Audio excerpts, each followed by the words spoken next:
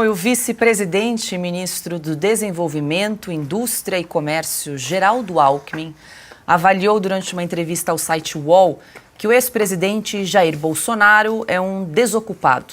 Hoje nós temos um ex-presidente que, embora inelegível, ele está...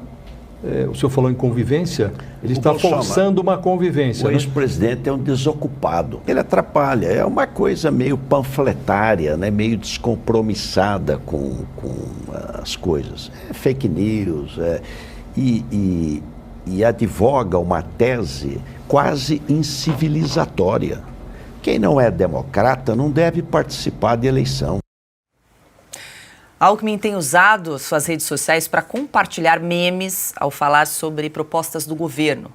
Assessores do vice-presidente afirmam que a estratégia tem o objetivo de atingir um público maior, sobretudo os jovens.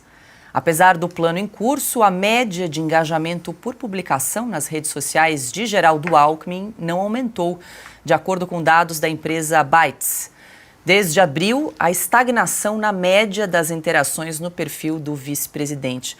Ô Augusto, eu quero te ouvir. Geraldo Alckmin chamou o ex-presidente Jair Bolsonaro de desocupado. Me explica aí o que faz Geraldo Alckmin neste governo, Augusto. Você que já escreveu alguns artigos sobre ele. É bom saber que desde que ele incorporou Getúlio Vargas, ele sabe que é trabalhador no Brasil. Agora ele sabe identificar isso aí. Ele começa o discurso assim. Então, esse é especialista. Vamos lá.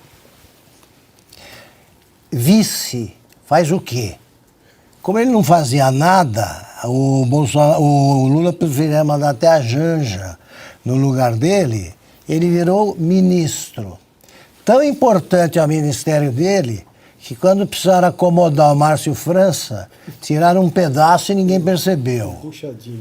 Ninguém percebeu. Tiraram, dá metade aí pro Márcio França. E ele realmente é que não tem nada o que fazer. Deram aí um plano para ele preparar. O Lula criticou, o Lula que não entende nada, já começou a criticar o plano antes de que terminasse a leitura dele, a nova indústria, até coisa do Alckmin. Agora eu pergunto o seguinte, ele é médico, né? Anestesista. É. Quem aqui toparia ser anestesiado pelo... Você está numa sala lá esperando para ser por uma cirurgia. Entra de jaleco Geraldo Alckmin. Alguém aqui deixa de sair correndo ou não? Eu sairia correndo até se fosse uma operação no joelho. Uma coisa grave na coluna, eu sou capaz de bater um recorde de velocidade porque ninguém me segura na cama. Porque aí o risco de vida, de perda de vida é 100%. Ele entende de anestesia, imagino que não mudou a anestesia, desde a formatura, sei lá em que faculdade, até agora. Você toparia? Eu sairia correndo na hora. Então tá bom, é isso. E aí, Silvio Navarro, algum palpite do que faz Geraldo Alckmin?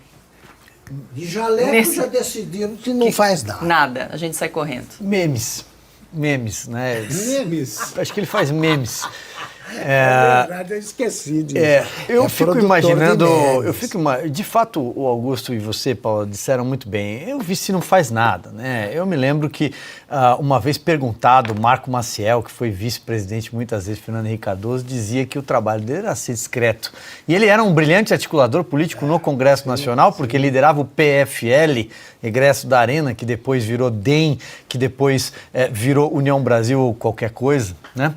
Era ser discreto. José Alencar, que foi o vice do Lula, era também um sujeito um tanto quanto bonachão, brincalhão, mas discreto. Foi usado para apagar um incêndio no Ministério da Defesa, que o Valdir Pires criou, que José Viegas criou também com os militares. Mas agora o Geraldo Alckmin faz memes, é isso que ele faz. É uma cabeça atrasada, são projetos que cheiram a naftalina, e eu fico imaginando uma reunião, o Geraldo Alckmin e o presidente do BNDES, Aloysio Mercadante, por exemplo, que hoje diz que defendeu que o Brasil deve investir na produção naval, na produção de navios. É de fato algo, é uma mentalidade ultrapassada de alguém que só está lá por conta de costuras de acordo. O Geraldo Alckmin foi colocado nessa posição, não porque ele era o PSB, mas que ele atraía ali alguns isentões, um pessoal que queria votar, não tinha quem votar e acabou seguindo o rastro e que tem um terrível fim na vida política. Alguém que foi governador de São Paulo 3 vezes, né? Esteve à frente do Palácio dos Bandeirantes e termina a carreira dessa forma. Ele e Aloysio Mercadante, presidente do BNDES, que precisaram rasgar a lei das estatais para estar sentado nessa cadeira. Então vem aí a produção naval brasileira. Próximo deve ser o anúncio da fabricação do Gurgel, carro genuinamente brasileiro. Todo respeito ao João Amaral Gurgel, eletricista, engenheiro na época que criou, mas vem aí o carro genuinamente brasileiro. Alguém aposta 1 centavo? Aliás, o primeiro carro era um Bug Ipanema. Aliás, vamos atrás disso. Só em defesa do Gurgel, o Gurgel era um empreendedor que viu o governo trabalhar contra ele, inclusive. Justamente. Porque privilegiou as multinacionais. Entre as minhas formações como técnico em mecânica, eu ouvia meus professores e engenheiros me contarem essa história com muita propriedade, alguns inclusive de Rio Claro, que é exatamente a cidade... A graça é o carro genuinamente brasileiro. Vamos fabricar carro, fabricar... Ele disse que deve seguir o exemplo da Embraer, que aliás é bem sucedido, mas vamos criar navios. Imagina o Brasil exportando navios. Aqui a gente diz as coisas como as coisas são. Ele passa a maior parte do tempo que sobra sonhando com, para usar a expressão que estão usando agora, com a ida a óbito do titular.